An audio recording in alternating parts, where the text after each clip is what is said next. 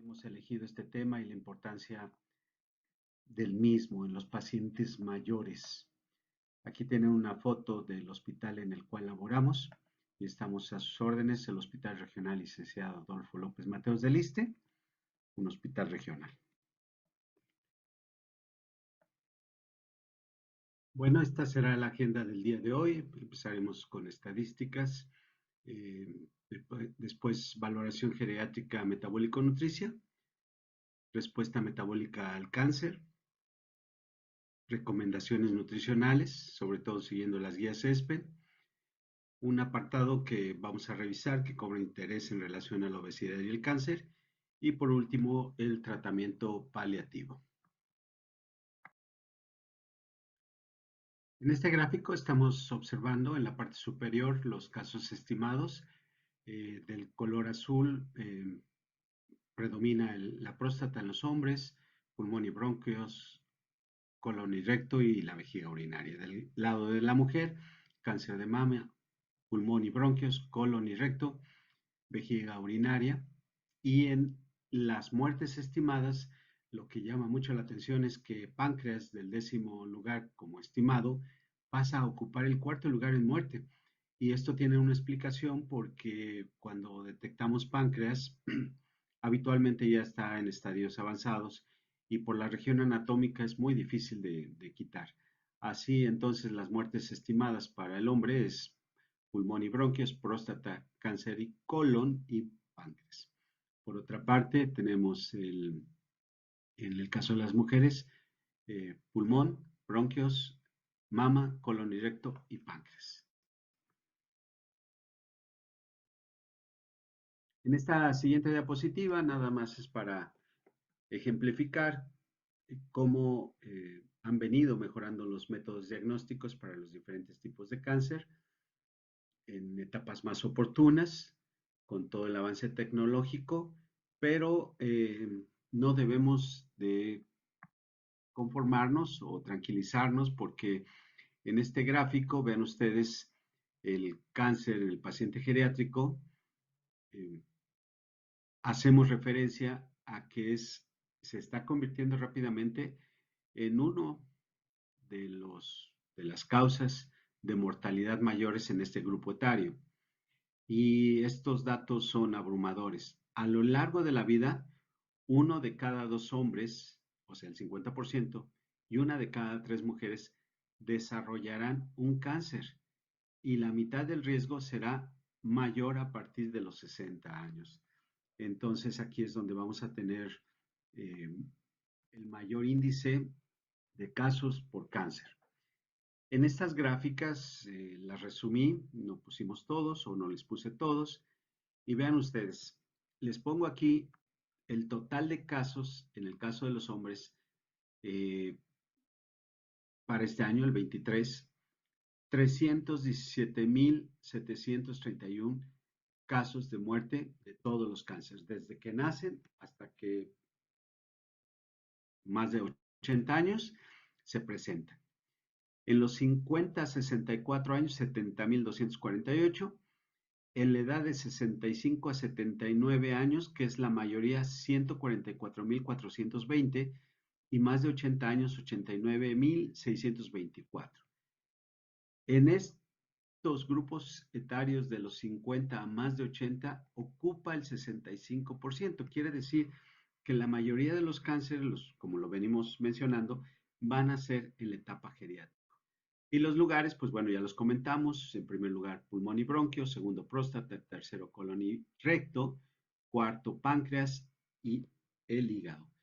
En el caso de las mujeres, vean ustedes las 5 principales causas de muerte, mismo contexto de todas las edades, son 284,619 y el predominio va a estar entre los 65 a 79 años con 118,754. Si juntamos desde los 50 años a más de 80, en este rango de edades tenemos el 94% de todos los cánceres que se presentan a lo largo de la vida. También ya lo comentamos, en primer lugar pulmón y bronquios, en segundo mama, colon y recto en el tercer lugar, páncreas en el cuarto y ovario en el quinto. Lo que reafirma que tanto en hombres como en mujeres la incidencia y la causa de muerte está a partir de los 50 años en adelante. Entonces nos está dando un nicho de oportunidad. En esta diapositiva están viendo ustedes nuestros objetivos en el paciente con cáncer. El primero va a ser mantener el estado funcional, mantener la masa muscular, la salud cognitiva, salud ósea y por supuesto reducir el estrés emocional y financiero. En cuanto nos dicen que una persona o le decimos a una persona que tiene cáncer, empieza la angustia, el estrés, la ansiedad, la depresión y lo que implica o va a implicar en los gastos para esta familia y para este paciente. Estos últimos 3 puntos vale la pena tenerlos en cuenta. Siempre ponemos mucha atención en los 2 primeros, en el estado funcional, en la reserva muscular, en la reserva grasa, y los últimos 3 a veces pasan desapercibidos. Este gráfico es de la cultura tolteca, la primera cultura prehispánica que tuvimos en Mesoamérica. ¿Por qué pongo esta diapositiva? Porque una de los significados o de lo que se cree que significa tolteca es que son maestros. Ojalá pudiéramos ser especialistas en esta área del cáncer. Y vamos a referirnos un poco también a su parte gastronómica de la cultura tolteca. Eh, Siguiendo nuestra agenda, tenemos en primer lugar estas guías de la Sociedad Europea, ESPEN, en relación al manejo nutricional en cáncer. En el primer cuadro tenemos, o en este recuadro que está en rojo, tenemos lo que vamos a hacer, el cribado y la asesoría del paciente con cáncer. Y lo primero que nos dice es que hay que detectar las alteraciones nutricionales en etapas tempranas y recomendar una evaluación continua una vez que se ha diagnosticado el cáncer, evaluar su ingesta y por supuesto los cambios en el índice de masa corporal que son un reflejo de lo que está pasando con este paciente. Por otra parte, en los pacientes que encontremos con una evaluación anormal, se va a recomendar una evaluación cuantitativa, ingesta de los alimentos, impacto de los síntomas que está teniendo el cáncer en estos pacientes, el impacto en la masa muscular y la reserva grasa, la actividad física y por supuesto a mayor tumoración, evaluar el grado de inflamación. En relación al cribaje o la valoración del paciente geriátrico, tenemos diferentes herramientas, pero sobresale la que ustedes conocen como el MNA, que es muy específica y que ha sido validada para el paciente geriátrico. Entonces, no nos vamos a detener mucho en el MNA, que ustedes conocen bien. Solamente recordar que para este grupo es el idóneo para el cribaje de los pacientes. Hay que recordar, en este cuadro ponemos a los síndromes geriátricos. Podremos verlos desde el punto de vista de malnutrición, es decir, desnutrición y obesidad, en la que hay fragilidad, disfagia, sarcopenia, caídas, deterioro cognitivo, úlceras por presión, deterioro funcional, incontinencia urinaria. Esta incontinencia urinaria cabe recordar que va de la mano con la pérdida de masa muscular y entonces los esfínteres no son competentes. Cuando también ya tenemos incontinencia fecal, se ha avanzado en este proceso de pérdida de masa muscular eh, como consecuencia de las enfermedades y en especial por cáncer, es decir, hay mayor gravedad en la pérdida de masa muscular, es lo que nos está traduciendo la inmovilidad precisamente por la pérdida de funcionalidad. Y en el recuadro del lado derecho debemos de recordar que estos pacientes tienen la polifarmacia, más de 3 medicamentos que están tomando a partir de los 60 años, se presenta hasta en el 26% de los pacientes, el 61% crónica, cardiopatías en el 42%, enfermedad pulmonar obstructiva crónica 38.5%, diabetes mellitus en el 29% e hipertensión arterial en el 26%. ¿Qué tienen en común este grupo de enfermedades? Disminución de la masa muscular por diferentes mecanismos y se agrega el problema del cáncer. Entonces, hay que considerar que tenemos a un paciente con patologías que ya trae de fondo y se agrega el cáncer y lo que nos hace que tengamos más complicado o debemos de poner más atención en el manejo de estos pacientes y cuáles son sus alteraciones para poder ir enfocando nuestro manejo y nuestra evaluación. Este gráfico que les he puesto aquí es de un estudio que se hizo en relación a qué pasó después del COVID en relación a la función cognitiva. Bueno, este estudio es un estudio que se hizo en Inglaterra y que antes de que tuvieran COVID tenían en el biobanco de datos resonancias y tomografía de la comunidad de Inglaterra. Después de que les dio COVID, eligieron un grupo de pacientes 800 y les volvieron a hacer resonancia y tomografía. Y entonces compararon los estudios que tenían ya iniciales en este biobanco contra los que les hicieron después del COVID. Resulta, yo diría, espeluznante sería la palabra, lo que pasó y que muchos de nosotros sufrimos de COVID, que normalmente perdemos de masa gris de 0.2 a 0.3 por año. En el periodo que hicieron esto, en el post-COVID, se concluyó que tenían hasta el 2% de pérdida de materia gris. Es decir, en un tiempo muy corto se perdió lo que normalmente se iba a perder entre 3 y 5 años. O sea, fue desastroso el efecto que se tuvo sobre la materia gris y principalmente en la zona del olfato y la corteza orbifrontal y el giro parahipocampal, lo que reditúa en la parte del deterioro cognitivo de estos pacientes. Vale la pena comentarlo porque como que nos hemos olvidado y ya no ponemos atención a los pacientes si les dio COVID o no. Esta otra diapositiva es muy interesante y ojalá que la puedan guardar. Aquí tienen la referencia en la revista de Gerontology del 2023, en la que hace referencia a la diferencia que se tiene de un personal entrenado en el área contra el personal que da indicaciones que no tiene este entrenamiento, incluyendo los oncólogos. Y vean ustedes los resultados. En la evaluación geriátrico integral, cuando se manejó por parte de un personal entrenado, la incidencia de la toxicidad en las etapas 3 y 4 bajó hasta un 20%. Y lo que es también muy interesante es que muchos de los pacientes o mayor número de pacientes complementó su tratamiento o completó su tratamiento. Aquí lo están viendo ustedes con este gráfico, que pudo llegar hasta más del 65%, aquí está. Y algo que también hay que llamar la atención, mejoró mucho la función física y o movilidad.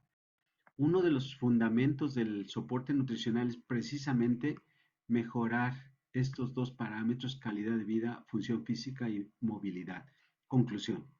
Quiere decir que el personal que está entrenado debe de estar en nutrición oncológica, debe de estar manejando a los pacientes para que les vaya mejor, tanto en el tratamiento como entonces vale la pena invertir y tener especialistas en esta área del manejo nutricional en el paciente oncológico. Este gráfico muestra la respuesta metabólica al estrés de, del paciente con cáncer.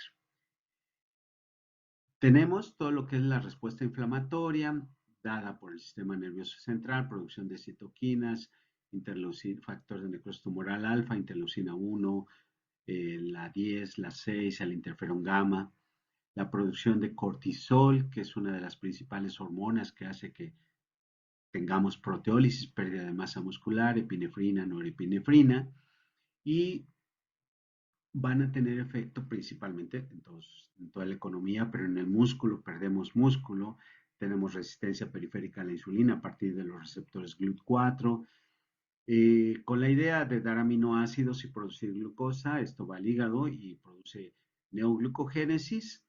En el tejido adiposo, pues hay proteólisis y hay lipólisis, lo que va a aumentar los triglicéridos.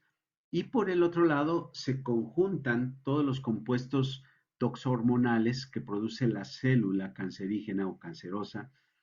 Y aquí tenemos algunos, son varios, pero tenemos el factor inductor de anemia, tenemos el factor inductor de proteólisis.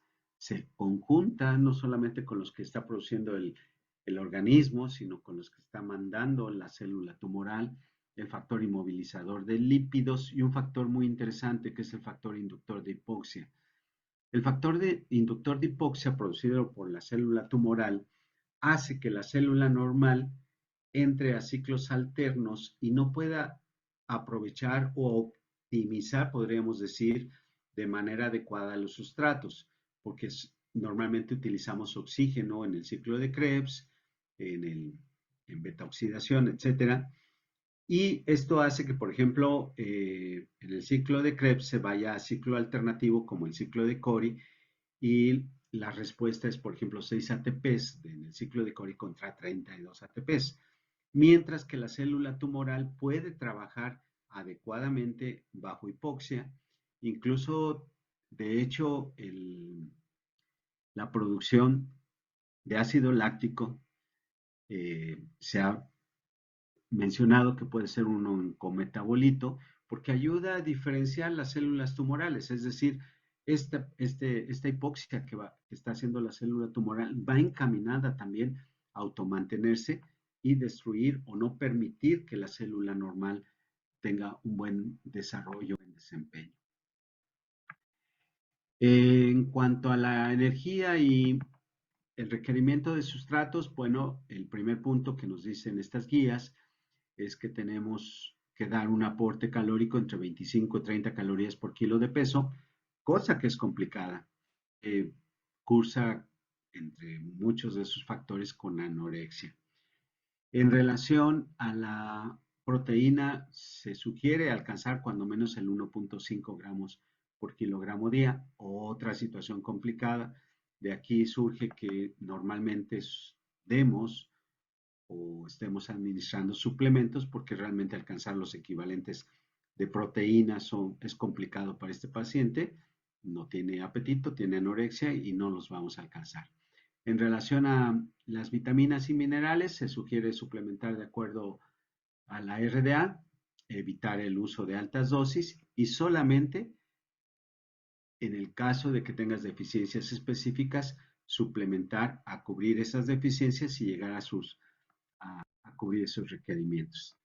Esta diapositiva que ven aquí en relación a la ingesta proteica durante el día, ya tiene años, el doctor Lehman nos dijo, nos sugirió que hay que tratar de llegar a esta zona de síntesis. Muchas veces tenemos ingestas deficientes de proteína en el desayuno, en la comida y en la cena, o en una de las comidas alcanzamos el requerimiento proteico y logramos hacer síntesis. Por ejemplo, en este gráfico aquí está funcionando para la cena. Entonces, la idea es tratar de que en el desayuno, en la comida y en la cena sea muy similar el aporte proteico. En estos casos, el paciente con cáncer incluso se sugiere pequeñas cantidades, hacer cinco comidas, incluyendo las colaciones, pero sí, recordar, tratar de llegar al requerimiento proteico lo más parejo que se pueda. Esta diapositiva es de la gastronomía en la cultura tolteca, regresando a esto que está en boga de la cultura o la dieta del maíz, de la milpa, perdón, en la que va el maíz, el frijol y la calabaza, Llama la atención que en las dietas prehispánicas, en la dieta tolteca, en la de la milpa, tenemos poco aporte de grasa y sobre todo la grasa saturada. En un minuto más explicamos el porqué, la importancia de esto. Y como un breviario, la cultura tolteca tenía en su alimentación el amaranto. El amaranto es un cereal que crece aún con poca agua. En sus ofrendas hacían figuritas con amaranto y las ofrendas que tenían las ponían ahí. Entonces, esto es algo que deberíamos de recuperar, la poca grasa de la cultura prehispánica. No lo que tenemos hoy, como en esta diapositiva, que tenemos una gran cantidad de grasa saturada, eh, llámenle como quieran, tlacoyos, carne al pastor, barbacoa y algo que a veces pasa desapercibido. La mayoría de la bollería, las galletas, están hechas a base de grasa saturada. ¿Por qué? Porque le sale más barato a la industria alimentaria ocupar este tipo de grasas. Eh, Estos autores, o diferentes autores que están publicados en esta revista de Nature del 2017, ya establecieron cómo una célula tumoral va a viajar y se va a, a llevar a la metástasis en otro órgano, por ejemplo, del colon al hígado, y cómo se mantiene durante todo el trayecto, de qué se alimenta en ese trayecto, pues es muy importante que sepamos que es a través de la grasa y sobre todo de la grasa saturada, sobre todo del ácido palmítico. Aquí tienen este gráfico en el que la célula tumoral tiene estos receptores que se han denominado CD36 y a partir de estos va viajando, va tomando la grasa en el torrente sanguíneo y a partir de él puede hacer energía, se mantiene durante todo ese trayecto con síntesis de ácidos grasos nuevos o puede beta oxidación o el ciclo de Krebs y va ganando energía hasta que llega a su destino y hace lo que se conoce como cabeza de playa y a partir de ahí empieza el nuevo desarrollo de esta capacidad metastásica. Se ha logrado hacer ya en experimentación bloqueos de este CD36 y se evitan las metástasis. Conclusión, tratemos de que nuestros pacientes que tienen cáncer no demos grasas saturadas bajo este nuevo o de este conocimiento que tenemos. Por otra parte, a veces nos preguntan qué tipo de aminoácidos deberíamos de dar a los pacientes. Este gráfico expresa el portento metabólico que es la célula tumoral. La célula tumoral se puede mantener a partir de dos sustratos. El primero que está en la parte superior, que es la glucosa, y el segundo que es la glutamina. La glutamina es el aminoácido más importante que tenemos circulando. El 60% de los aminoácidos circulando lo corresponde a glutamina. Ok, ¿qué pasa? Llega a la célula tumoral, el mecanismo o el proceso metabólico de la glucosa lo conocemos, 3-fosfoglicerato, 2-fosfoglicerato, piruvato, y entra al ciclo de Krebs y nos produce nuestros 32 ATPs en este ciclo. Glutamina, en el camino el piruvato podemos producir alanina, la célula tumoral puede producir alanina, y la glutamina al entrar se convierte a glutamato muy rápido. Glutamato en un solo paso, en dos pasos metabólicos, puede entrar al ciclo de Krebs como alfa-cetoglutarato. A este nivel, la glutamina puede producir por energía 30 ATPs, muy semejante a la glucosa. Por otra parte, el ciclo que conocemos de glutamato, ornitina, arginina y prolina, prolina en el contexto de tejido productor de colágeno o precursor de colágena. Entonces ven ustedes cómo con estos dos sustratos, glucosa y glutamina, la célula tumoral prácticamente puede hacer lo que sea. Conclusión de esta diapositiva. En la etapa aguda, cuando tenemos al paciente con cáncer, no demos glutamina. Una vez que, por ejemplo, ha sido extirpado y lo queremos el tumor en donde esté, y ya no tenemos evidencia de que hay eh, residual células tumorales, podemos dar glutamina en la reparación de los tejidos, que es muy importante. Por otra parte, hay que considerar en los pacientes que llegan al hospital, nos presentan la tomografía para los oncólogos, el estadio del tumor, pero para nosotros es importante porque podemos hacer la medición de la masa muscular. Aquí, por ejemplo, en esta diapositiva, esto que les estoy señalando, que está en color rojo, es toda la masa muscular. Ya hay incluso plantillas que pueden conseguir y las pueden medir. Normalmente lo hacemos en L3 y la tenemos a la mano. No es algo que tengamos que pedir porque ellos ya llegan con su tomografía. ¿Cuál es la importancia de esto? A menor masa muscular se incrementa la toxicidad para la quimioterapia y para la radioterapia. El que veamos un paciente con obesidad no necesariamente va a tener una buena cantidad de masa muscular. Al tenerla baja es lo que hemos definido, obesidad sarcopénica, que hay varios criterios para clasificarla. El gran dolor de nosotros o el gran problema o uno de los obstáculos con los que nos enfrentamos, ya calculamos muy bien, 30 a 35 calorías por kilo de peso, la proteína 1.5, pero resulta que el paciente tiene anorexia. Hay que recordar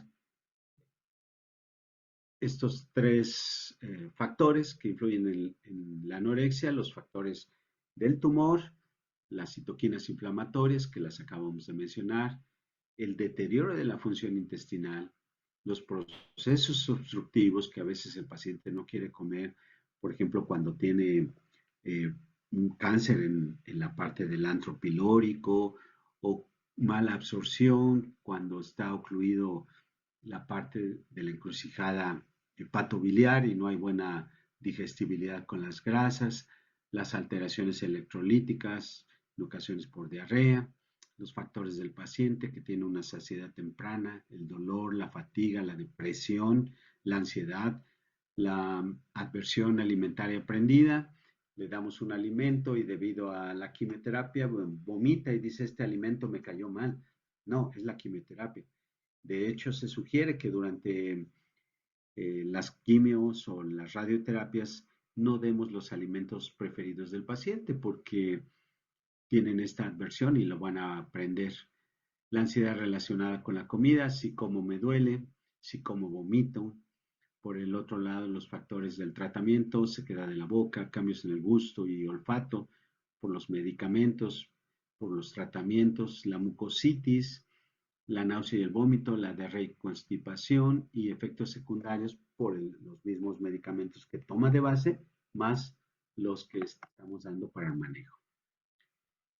Las siguientes tres diapositivas van en relación a la obesidad y qué sabemos ahora en relación a esto.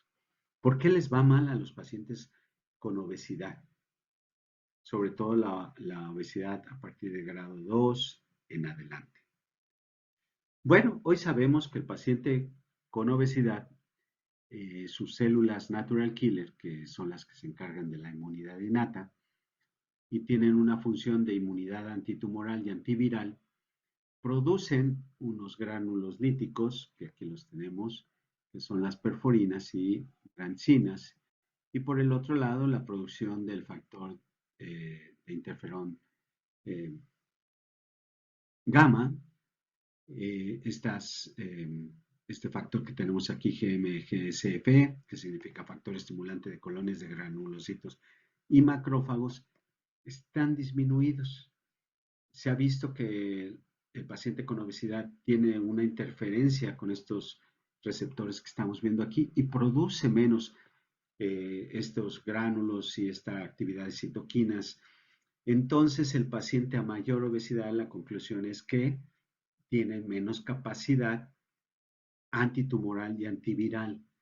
Dicho de otra manera, a mayor acúmulo de grasa, menos posibilidad de tener control sobre estas células tumorales. Se ha visto que cuando hay reducción de peso por alguna razón, como es una cirugía, se puede restablecer la actividad de estas células natural killers, se reproduce la producción de citoquinas, de estos gránulos líticos, y se restaura la citotoxicidad. Mensaje: procuremos que el paciente no gane grasa, sino masa muscular, cosa bastante complicada, pero no imposible. Hay una paradoja en relación a la obesidad.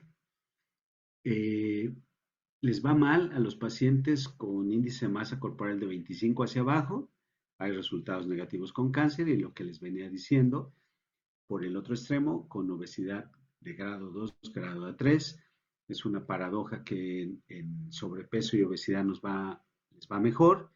Hay muchas explicaciones, una puede ser porque pudieran tener más masa muscular, pudiera ser que estamos midiendo mal el total del índice de masa corporal, que pudieran tener una mejor función cardiorrespiratoria en base a que tienen la necesidad de tener más peso y ha mejorado eso, etcétera, etcétera. Lo que sabemos el día de hoy es esta paradoja y pareciera que el sobrepeso con buena reserva muscular es donde deberíamos de tener a estos pacientes. Por otra parte, la obesidad sabemos que en base a la producción de adipoquinas, sobre todo las que vierten del tejido visceral, la grasa visceral, no tanto la grasa subcutánea, sino la visceral, hay alteraciones con el metabolismo de hidratos de carbono, con el metabolismo de proteínas, con el metabolismo de lípidos, todo lo que interviene con el metabolismo intermedio, y se ha visto que estos pacientes tienen mayor incremento de insulina por el bloqueo de los receptores GLUT4 que mencionábamos hace un momento, y hay relación porque las células tumorales crecen más en relación al colorectal, cáncer colorectal, al del páncreas, al del hígado y al endometrio. Por el otro lado, los niveles incrementados de leptina hacen que haya mayor posibilidad de desarrollo de cáncer de mama y el exceso de grasa, de tejido graso, ha hecho o influye en los resultados para la quimioterapia, para la radioterapia, para la cirugía y para la inmunoterapia. Volvemos a un punto nuevamente en el que deberíamos de tratar de que el paciente tuviera menos grasa, sobre todo de tipo visceral. Pues no perdamos de vista eso. Este gráfico que está sacado de la revista de Caquexia y Sarcopenia del 2020 me pareció interesante porque tenemos factores que no podemos modificar, pero factores que sí podemos modificar. La edad no se puede modificar, las alteraciones y cambios hormonales debido a la edad no se puede modificar, el gasto energético no, la baja ingesta alimentaria no, la inactividad, la inflamación no, pero todos estos sí los podemos modificar. Las necesidades energéticas que ya las comentamos, de 25 a 30 calorías, la proteína 1.5. Y vean ustedes este tercer recuadro en el que nos sugiere qué tipo de aminoácidos pudiéramos aportar. Leucina de 2 a 4 gramos día, que tiene que ver con la reserva muscular, entre muchas cosas, es un aminoácido glucogénico. Glutamina, vuelvo a insistir, siempre y cuando ya hayamos resuelto el punto oncológico. Carnitina de 4 a 6 gramos, creatina 5 gramos y HMB 3 gramos al día. Los aceites de pescado, específicamente EPA y DHA, EPA de 2 a 2.2 gramos día y DHA 1.5.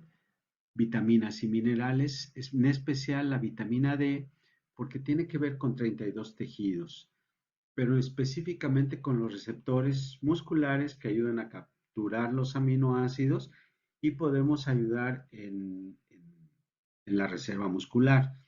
Se sugiere no solamente llegar a los 30 nanogramos, que ya es el adecuado, sino tratar de llevar a estos pacientes a los 40 nanogramos, que se ha visto una relación masa muscular con este nivel de vitamina D y lo que comentábamos en relación a las vitaminas y minerales. Solamente dar RDA, salvo alguna deficiencia que tengamos documentada, sí dar tal vez un poco más.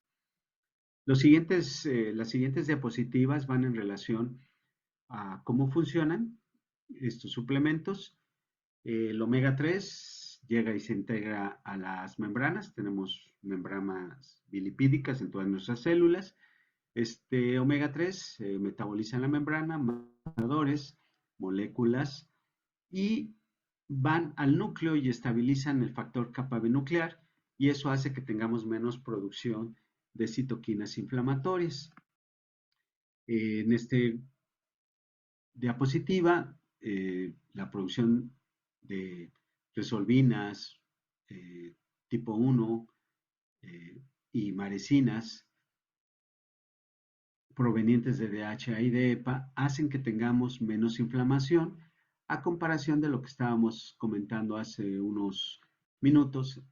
Las grasas saturadas, mayor producción de ácido araquidónico, tendremos más inflamación crónica. Entonces eso no lo queremos. Entonces el efecto de los omega 3 está aquí. En relación al 3-metil hidroxibutirato, el HMB interrumpe esta interacción con el factor kappa B nuclear, previene la producción de proteosomas y específicamente el HMB tiene la capacidad de ingresar a la célula e ir directamente al mTOR tipo 1 y haber producción de proteínas. En este estudio, que es un metaanálisis, una revisión sistemática, hay una evidencia que sugiere que la suplementación con HMB tenga un efecto beneficioso sobre la masa y la función muscular en los pacientes con cáncer. Aquí les dejo esta cita del 2022. Y en relación a la proteína, cabe mencionar que vamos, en esta evolución científica también la proteína ha mejorado, la científica y la tecnológica. Quiero decirles que tenemos la caseína, el caseinato que conocemos habitualmente y las nuevas proteínas hidrolizadas. Voy a hacer referencia a los aminoácidos ramificados, isoleucina, leucina, lisina, valina, y vean ustedes cómo las nuevas proteínas hidrolizadas, por ejemplo, de isoleucina trae 55 contra 47, de leucina 122 contra 89, de la lisina 112 contra 76. Quiere decir que tiene mayor cantidad de aminoácidos ramificados que específicamente leucina. Ya dijimos que tiene que ver con la masa muscular. Este gráfico que trata de explicar la biodisponibilidad de los aminoácidos y la utilización neta de estos aminoácidos, que supera con mucho las proteínas nuevas hidrolizadas en este sentido y que debemos de ocuparlas. Este gráfico es lo mismo que acabamos de venimos mencionando y que estas nuevas proteínas hidrolizadas se pueden llegar a absorber hasta un 15% más a diferencia de otras. Entonces es una ventaja. Y sobre todo, que si tenemos ese 15%, puedan ir más rápido a hacer síntesis para lo que necesitamos. Y por supuesto, que tienen una situación muy particular dentro de sus características. Son hidrosolubles. Cuando ustedes las cuelgan en las mezclas, a diferencia, por ejemplo, de la caseína, a veces nos coagulan cuando nos llegamos a pasar con el aporte en las mezclas, cosa que no sucede tan fácilmente en este tipo de proteínas porque son más hidrosolubles. Entonces, tiene varias cuestiones que podríamos recordar cuando hagamos nuestra práctica clínica y tal vez utilizarlas. Entonces, recordemos esta parte de los aminoácidos de las proteínas hidrolizadas para que nos den esta biodisponibilidad. Por último, el ejercicio es fundamental en los pacientes, tan es así que varios autores mencionan que si damos soporte nutricional y no hay ejercicio, no va a haber masa muscular. Entonces van de la mano el ejercicio y el soporte nutricional para que tenga efecto en el paciente. Y aún más, se ha visto que los pacientes que han sido tratados desde el punto de vista quimio, radio o cirugía, les va mucho mejor cuando hacen ejercicio a los que no hacen. Entonces, basta recordar esta parte: alimentación, soporte nutricional y ejercicio. No lo olvidemos. Y por último, no menos importante o no menos trascendente, este concepto de los cuidados paliativos.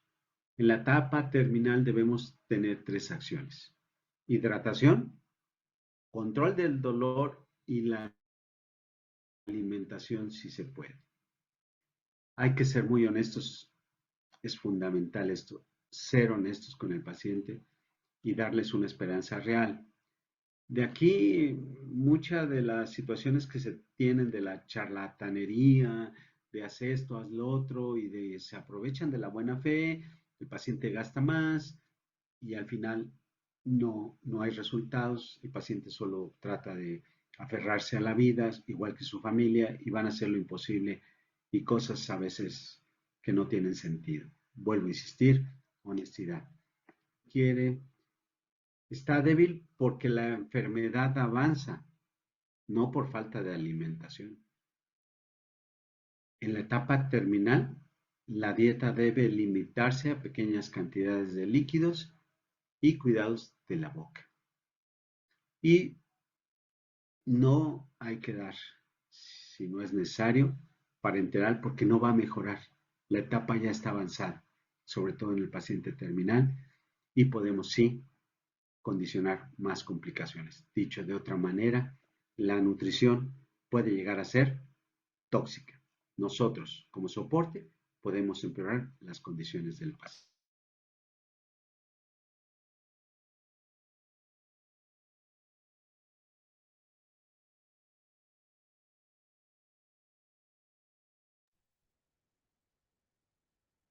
Ay, muchísimas gracias, doctor Leiva.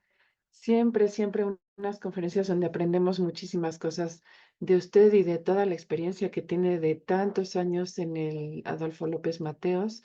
Y además que ha sido maestro de muchísimos de nosotros para que podamos atender mejor a nuestros pacientes en ese sentido. Entonces, pues siempre, siempre es un gusto y es un honor que haya aceptado esta invitación. Y bueno, pues sí hay algunas preguntas que hablan de todos estos cambios metabólicos que usted siempre pues hace alarde de todo el conocimiento de bioquímica que tiene y que es tan importante reafirmarlo. Y en este sentido, sí sabemos que el cáncer produce intolerancia a la glucosa, produce probablemente resistencia a la insulina. Entonces, ¿qué hay en este sentido de los adultos mayores que ya pueden tener esta resistencia a la insulina o un diagnóstico de diabetes? Si el cáncer aumenta estos requerimientos de insulina, esta desregulación de glucosa y el tratamiento específicamente quimioterapia, no la radioterapia, pero ¿qué nos puede decir al respecto? Buenos días a todos. Muchísimas gracias, doctora Pili, por la invitación y sobre todo, lo dije al principio, lo vuelvo a decir, felicitarla a usted y a todo el equipo por ser una entusiasta de la nutrición. Bueno, contestaré primero la pregunta de resistencia periférica a la insulina. El mecanismo está bien establecido en el contexto de cómo las citoquinas inhiben la formación y la migración de los receptores GLUT4 y no se expresan en la membrana. Ese es el mecanismo por el cual tenemos menos receptores GLUT4 que más o menos se ha calculado que el 80% de la resistencia es por estos receptores. Ahora, aquí hay una situación que en la parte clínica habría que diferenciar. En etapas tempranas del cáncer, sí va a encontrar la resistencia a la insulina mucho más marcada y tendrá que hacer ajustes con el manejo para la diabetes. Y en las etapas avanzadas, como vamos perdiendo los dos compartimentos, tanto el de masa muscular como el de grasa, ya al final, incluso yo podría decir algo, y esto es una opinión muy personal, un factor de mal pronóstico es la hipoglucemia.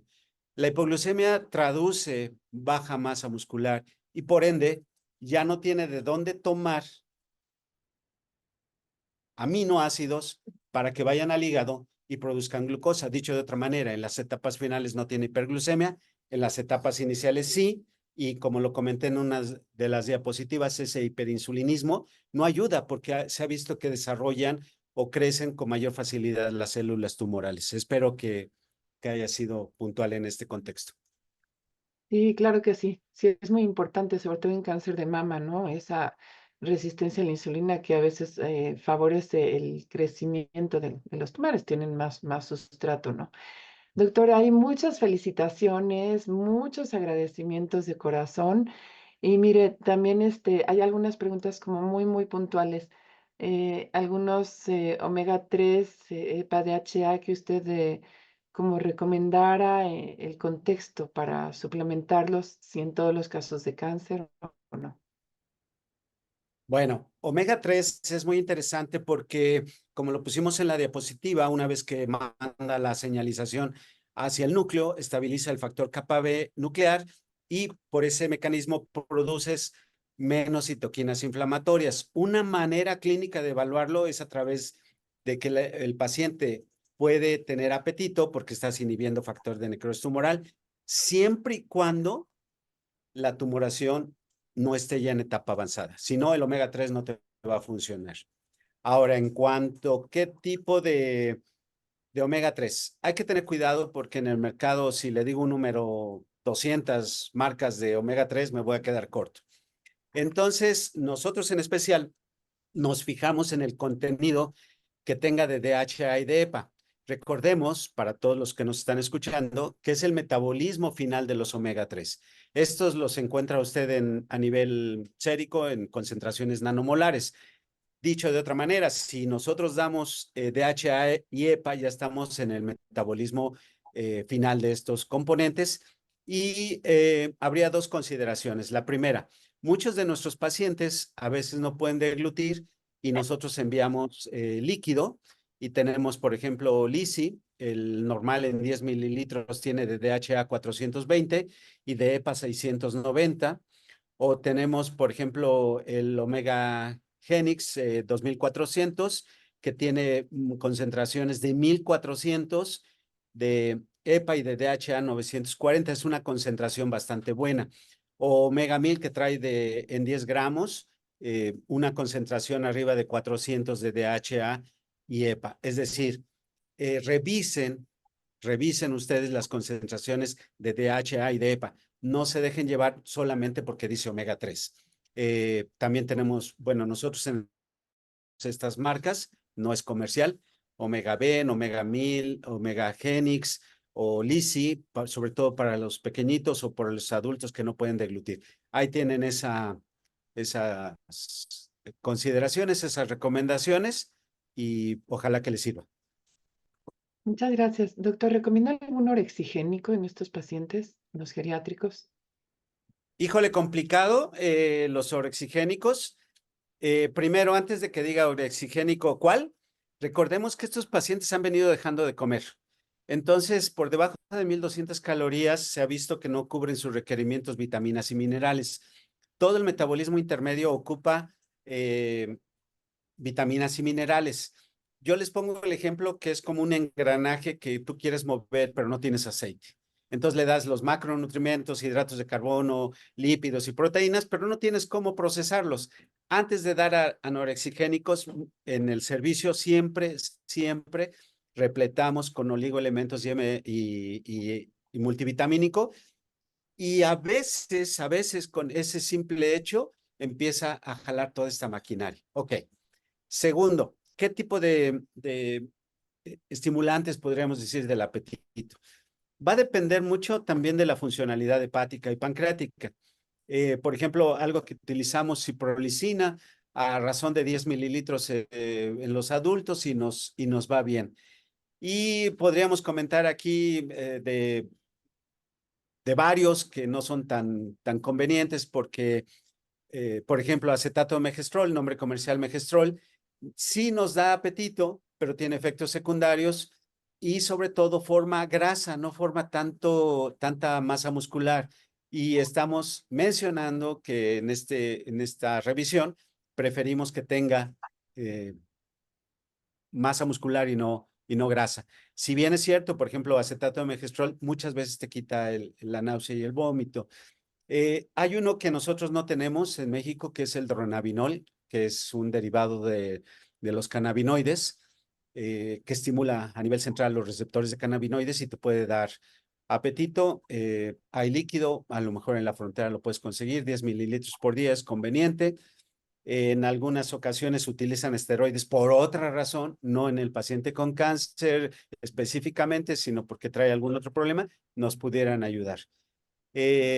Básicamente sería el comentario en relación a los estimulantes del apetito. Muchas gracias, doctor. Fíjese que también hay pues todo un surgimiento de la dieta cetogénica aplicable en muchos otros contextos que no es bajar de peso, ¿no? Entonces, si usted tiene alguna opinión respecto a esta para tratar a los pacientes que viven con cáncer. Es una pregunta interesante. Podríamos mencionar lo siguiente. Primero, la dieta cetogénica, uno de sus efectos, obviamente, no te va a incrementar la producción de insulina. Ya mencionamos que al tener menos insulina, tienes menos desarrollo de células tumorales. Primer factor. Y el segundo es que a partir de los ácidos grasos de cadena corta, lo recordamos, propionato, butirato y acetoacetato, estos tienen un efecto sobre la célula tumoral y pareciera que la diferenciación está cortada. El inconveniente de esto, obviamente, que es el aporte de grasas y muchas veces el paciente con cáncer tiene náusea, tiene vómito y entonces si nosotros le damos más contenidos grasos, no les va bien. Pero bueno, la evidencia el día de hoy es que sí les va bien, no a todos los tumores, sobre todo los de sistema nervioso central, les va bien con la dieta cetogénica, como por ejemplo neuroblastomas, les va bien. No hay grandes series que nos den un soporte. Yo creo que conforme vaya pasando el tiempo iremos mejorando esta parte.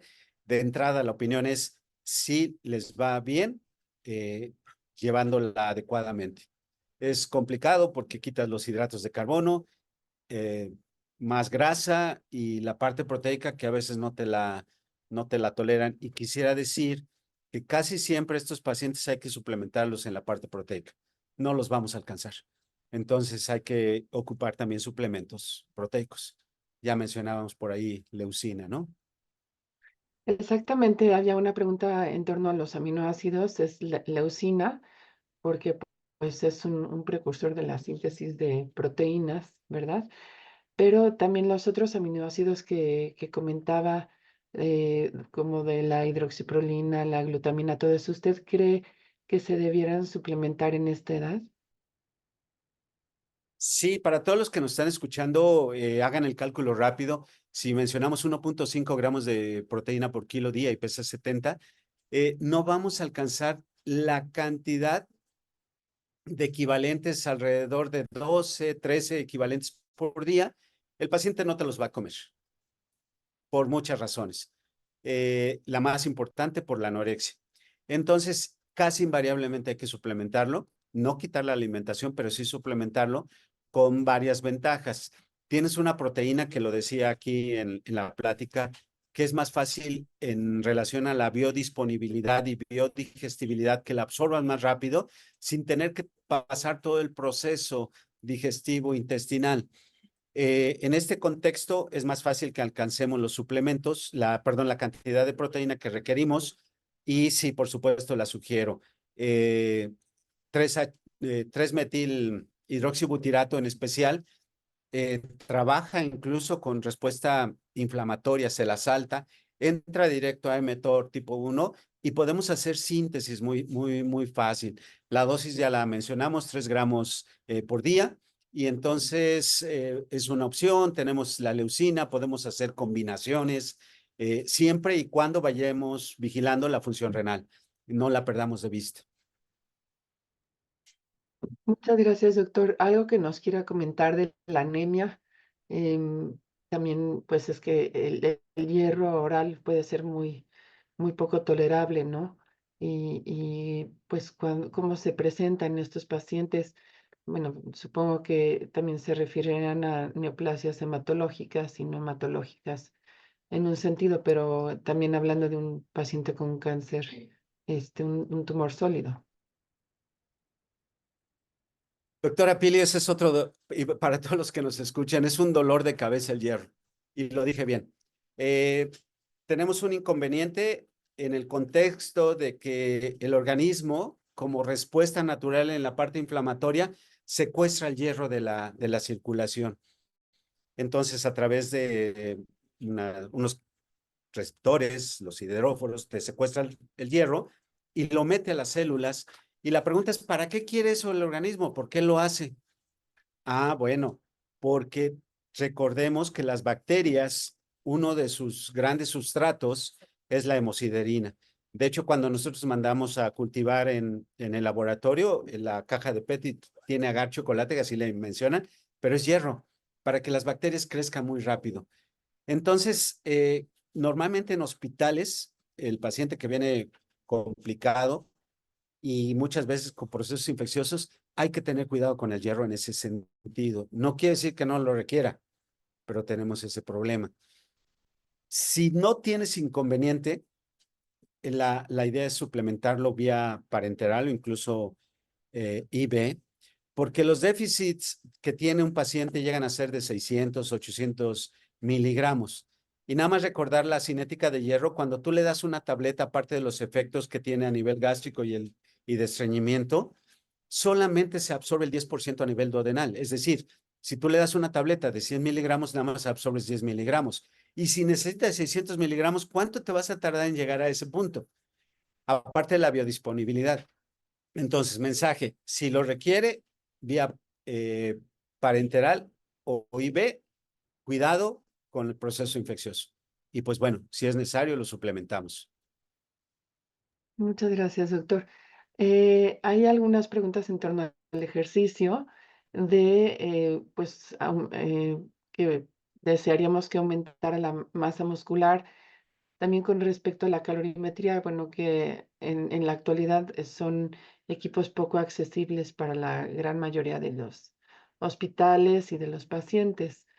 Pero, ¿qué ejercicio es el que usted podría recomendar? Primero, recordarles que a la mano tenemos un dinamómetro que no nos cuesta mucho y que es uno de los parámetros que pudiéramos interpretar bajo este contexto. Cuando nos modifica la dinamometría, que estamos hablando de 3 o 4 días de lo que hicimos, de lo que prescribimos, lo vamos a ver reflejado en ese tiempo. Y ahí nos da dos cosas, si calculamos las calorías de manera adecuada y la parte proteica, si no nos replanteamos. Es decir, ya estamos en etapas avanzadas, si no vamos a hacer síntesis, lo que estamos haciendo está correcto, la urea si sube en esta parte de soporte proteico, etcétera, etcétera. Ok, cuando yo me refiero a ejercicio, y no lo digo yo, sino toda la gente que se dedica a cáncer, incluyendo al doctor Laviano, que recientemente estuvo con nosotros aquí en México, todos dicen, alimentación tiene que llevar ejercicio. Si no tienes ejercicio, no va a servir de mucho la alimentación. Ese es el mensaje que nos están dando. Ahora, ¿qué tipo de ejercicio? No es que vayas a poner, imagina a un paciente que está en cama, que está postrado porque ya tiene una capacidad funcional baja, Ahí entra, por ejemplo, rehabilitación. Va desde el concepto de que tienen que ayudar en cama, pero sí tienes que hacer ejercicio, hasta el paciente que ya fue operado, ya fue intervenido, ya recibió radioterapia o inmunoterapia y lo pones en un programa aeróbico, tan sencillo como tal vez caminar o tal vez ejercicios isotónicos, isométricos, para que pueda ir desarrollando esta capacidad muscular. Es decir, la gama es tan alta que tienes que partir de las condiciones funcionales de tu paciente. Ay, sí. Así es, doctor. Bueno, y felicitaciones incluso de primera mano una paciente que ha puesto en práctica todo lo que usted comenta. Eso pues da mucho gusto y que se siente muy bien. En Facebook hablan algo de los probióticos, como usted en qué concepto los tiene en este contexto de cáncer en los pacientes oncológicos. Híjole, puras preguntas difíciles, doctora Peli. Voy a contestar aquí una rápido de hasta dónde la proteína y la función renal y me paso a la de usted. Recuerden ustedes que si subimos mucho los elementos azuados, urea, creatinina, ácido úrico y amonio, son ácidos. Y entonces si se elevan de manera significativa, aunque nosotros demos proteína, no hace síntesis. A mayor acidez o a mayor aporte proteico con función renal baja, a pesar de que le estés dando proteína, no vas a hacer síntesis. Entonces, no pierdas de vista porque la pregunta fue ¿hasta dónde? Bueno, pregúntale a tu función renal y lo vas viendo. En 2 días o 3 días, si tú ya le aportaste proteína 1.5, podrás ver el reflejo en la urea y si te lo permitió, adelante. En cuanto a los probióticos, una pregunta compleja. Ahí tienen un grupo muy interesante en su hospital, el Instituto Nacional de la Nutrición Salvador Subirán, que están haciendo un mapeo de los probióticos en cada una de las partes intestinales. Hay que partir de ese concepto. Cada parte del intestino tiene una, una flora, una microbiota específica.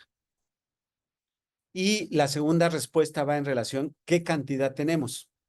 Por decir algo, menciono rápido. Rhamnosus, por ejemplo, 10 a la 8. Pues esa cantidad tendríamos que darle para recuperar esa funcionalidad.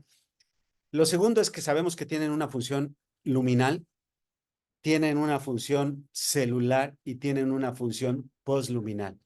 Entonces, el primer mensaje que les quiero mandar es que no dependemos de un probiótico y así lo vamos viendo ya como vamos avanzando, sino el conjunto tal vez de lo que vamos viendo. No, los investigadores no quieren comprometerse, pero la doctora Pili sí me comprometió. Cuando menos de 3 en adelante cepas para que tengamos funcionalidad. Y recordemos que estas cepas nos van a ayudar con los ácidos grasos de cadena corta, propionato, butirato y acetoacetato, con función de reparación a partir del metabolismo de estos, sobre todo, por ejemplo, en colon, la funcionalidad que tienen a nivel hepático, que eso usted sabe más que yo, en ese contexto. Entonces, sí los tenemos que dar. Nos faltan estudios para dar más evidencia, pero es sí o sí. Ah, una cosa, si tienen catéteres, no hay que dar espurulados. Y perdón, pero por ejemplo, esta marca Enterogermina es un espurulado. No usemos espurulados porque pueden llegar y implantarse, perdón, en los catéteres. Espurulados no. Sí, Gracias. es algo importantísimo, derivado de toda su experiencia, doctor, imagínese. Sí, también hablan de la dieta mediterránea. En qué parte podría entrar para ayudar a los pacientes con cáncer?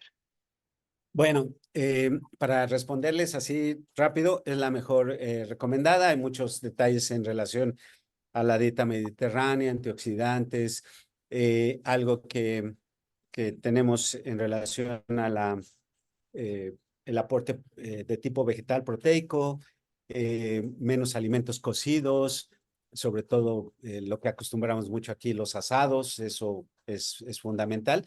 Y por supuesto es de las dietas recomendadas. Ujú. Sí, no. Mencionaba, por ejemplo, la dieta de la milpa, que tiene poca poco aporte de grasa. Y nada más un comentario ahí rápido. A veces nos confiamos, tenemos una paciente con cáncer de mama que le hicieron resección, le quitaron la mama y tiene obesidad y creemos que va a pasar desapercibido. No, la posibilidad de metástasis es muy alta. No modificamos su dieta en relación a las grasas saturadas. Entonces, no perdamos de vista eso. Sí, claro, doctor. Pues hay más felicitaciones, una ponencia magistral, bueno, de compartir sus conocimientos, pues la gente muy, muy agradecida. Y por último, y para cerrar, pues hay un comentario del INCAN de Virginia Martínez Roque que dice que en estos pacientes no se puede dejar de lado el contexto familiar, económico, social de los pacientes. Si tiene algún comentario, alguna recomendación, que es lo más importante y lo que lo caracteriza, la verdad, por lo que lo queremos todavía más, es por ese lado humano tan lindo que tiene usted. ¿Qué nos puede decir? Bueno, primero saludar a Vicky, una gran amistad de mucho tiempo, y que ha crecido enormemente ahí en el INCAN. Es una especialista en esta área. Y nada más quisiera referirme a esto.